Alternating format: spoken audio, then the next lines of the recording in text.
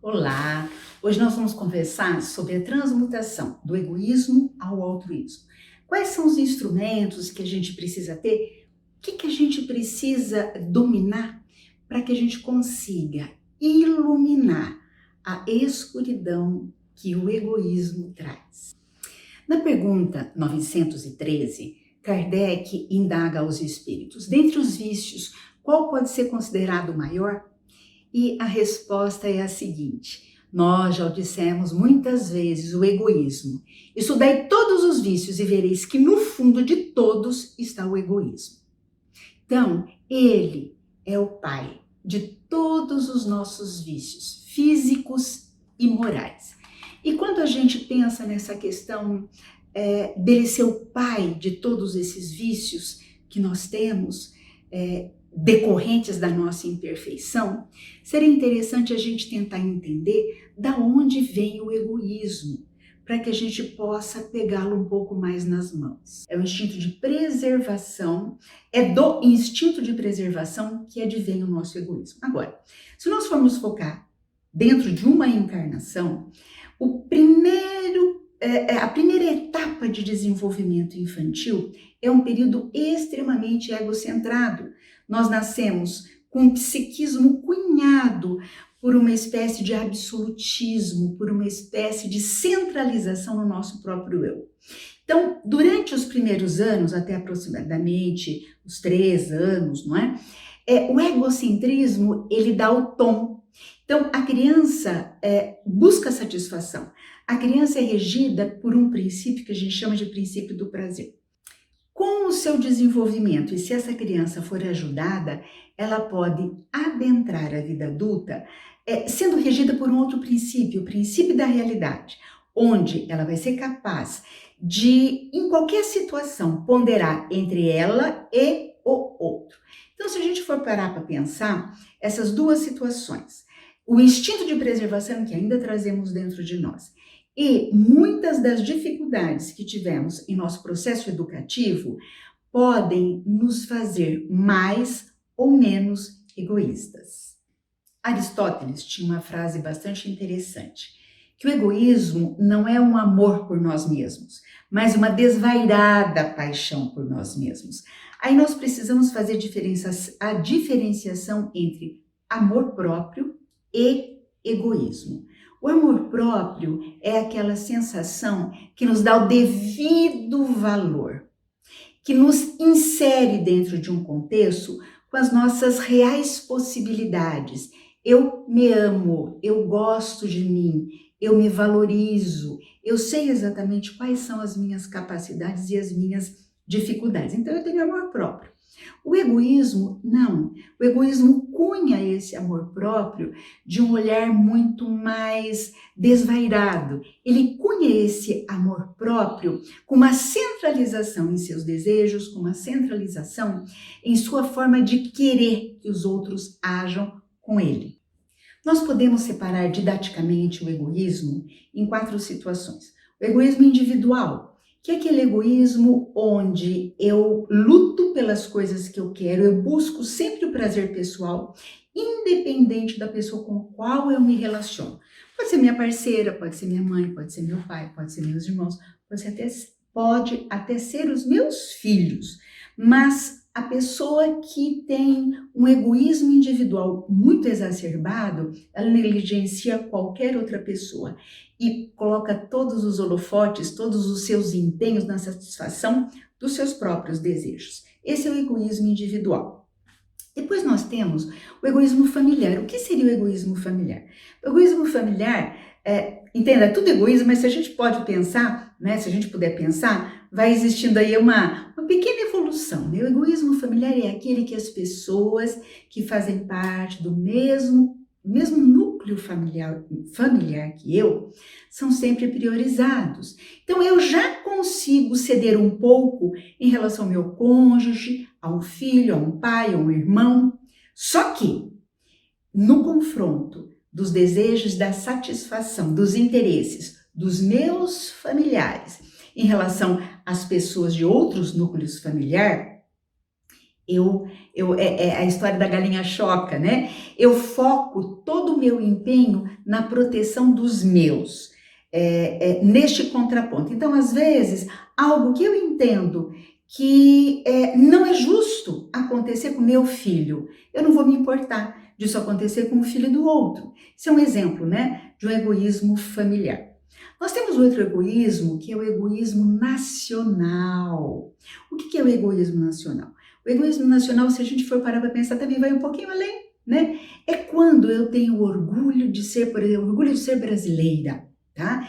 Eu tenho uma visão onde eu priorizo a minha nacionalidade, a minha cultura, as características do meu país as características, culturas e necessidades, às vezes, de um outro país.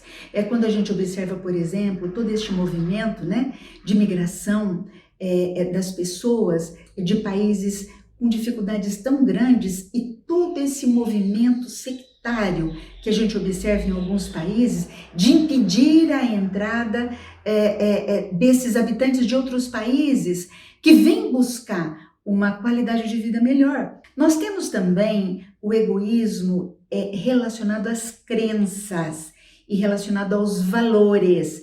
Então, por exemplo, aí eu vou priorizar e vou lutar pelos direitos dos que fazem parte da mesma religião que eu, os outros não. Do mesmo segmento, vamos dizer assim, da mesma diretriz sexual que eu tenha, que eu esteja vivenciando, os outros não.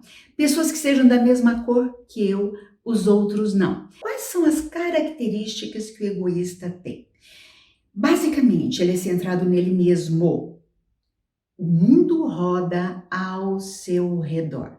O outro, para o egoísta, é sempre usado como um instrumento de satisfação das suas necessidades e dos seus desejos. O egoísta tem muito apego ao que ele entende que lhe pertence. Pode ser um objeto, pode ser um animal de estimação, pode ser uma pessoa do seu convívio familiar, né? Pode ser seu parceiro, um amigo, uma amiga. Então, ele desenvolve essa sensação de posse. Por quê? Porque o outro existe para satisfazê-lo, então é dele. Uma outra característica é que o egoísta é muito aprisionado, é basicamente aprisionado no amor de recebimento. Acho que a gente falou um pouco sobre isso em um encontro anterior, né? Amar para ele é estar recebendo das pessoas com as quais ele convive. Ele tem, normalmente, uma visão parcial, limitada da realidade. Porque como a realidade é enxergada sob esse olhar, sob o aspecto deste olhar centrado em si mesmo, então ele tem uma visão parcial, né? Quanto mais nós conseguimos ampliar a nossa capacidade altruísta, mas a gente vai ampliando a nossa capacidade de visão e vai aumentando a nossa capacidade em ter outros valores, né, para arbitrar a realidade. Aí eu me aproximo um pouco mais da realidade, ela deixa de ser tão parcial. Normalmente, o egoísta vivencia medo, vivencia insegurança, porque como ele se sente o centro, ele tenta controlar o meio externo a favor do seu desejo. E a realidade a gente sabe que não é assim, né? Às vezes a pessoa que eu gosto, onde está o foco do meu amor, não se interessa por mim. Às vezes uma determinada coisa que eu quero muito para satisfazer o meu egocentrismo é impossível de eu ter naquele momento, é impossível de eu ter talvez eu não venha a ter nunca. Ele tem muita necessidade de atenção, então em uma conversa ele puxa atenção para ele, em uma situação de troca com as outras pessoas, ele puxa atenção para ele porque ele precisa ser o centro, né? Normalmente ele tem bastante, o egoísta, ele tem bastante inclinação ao exagero e à dramatização. Então se eu estou sentindo uma dor, a dor é muito grande, para chamar a atenção, porque eu quero ser o centro.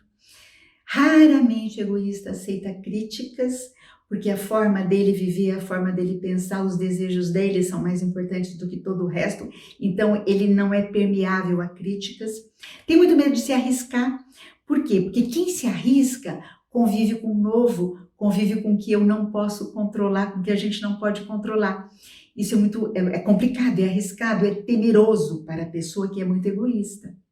Como que a gente pode ter atitudes práticas no nosso dia a dia, para que a gente consiga colocar lá naquele processo de transformação, para a gente começar lenta e gradativamente essa transmutação do egoísmo para o altruísmo. Primeira coisa, tente, em todas as vivências do seu dia a dia, levar o seu olhar para o outro.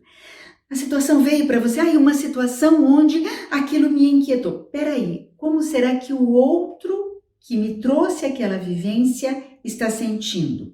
Numa situação onde eu precisei dar uma resposta ou quis dar uma resposta e eu percebo que essa resposta foi um pouco mais agressiva.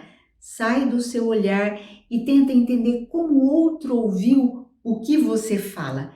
Tente, à medida do possível, fazer esse exercício de se colocar no lugar do outro, em todas as situações. Na hora do trânsito, na hora que você acorda, no trânsito, na hora que você chega no seu ambiente de trabalho, dentro da sua casa, nas trocas, nos relacionamentos. Tenta fazer o exercício de sair do que você está sentindo e tentar entender e mergulhar no mundo do outro. Tente iniciar o seu dia com um foco, ajudar as pessoas. Então, tenta ser gentil quando você observar alguém carregando 2, 3 sacolas com peso. Tenta ser gentil. Se você observar uma criança chorando, tente chegar, tentar entender o que está acontecendo. Se você observar alguém com dificuldades no trânsito, pare para ver se você pode ser útil. Inicie o seu dia com o objetivo de ter pelo menos uma atitude. O exercício do pensar e do sentir, foi esse antes. Agora tente ter durante o seu dia pelo menos uma atitude altruísta, onde você saia de você e tente solucionar um problema, uma vivência de dor ou de preocupação que o outro está sentindo. Se você conseguir isso, encerre o seu dia com a sensação de que durante aquele dia você conseguiu sair um pouquinho de você e focar a sua atenção, o seu pensamento, sentimento e ação no outro. Com a somatória dos dias que você for conseguindo isso, passe, vamos dizer assim, para a meta de ter 2 atitudes, de 2 atividades ou ações altruístas, depois 3, depois 4. Nós sabemos que a somatória dos nossos hábitos vai alterando o nosso caráter e a nossa personalidade, vai transmutando as nossas sombras em luz. Então, pratique!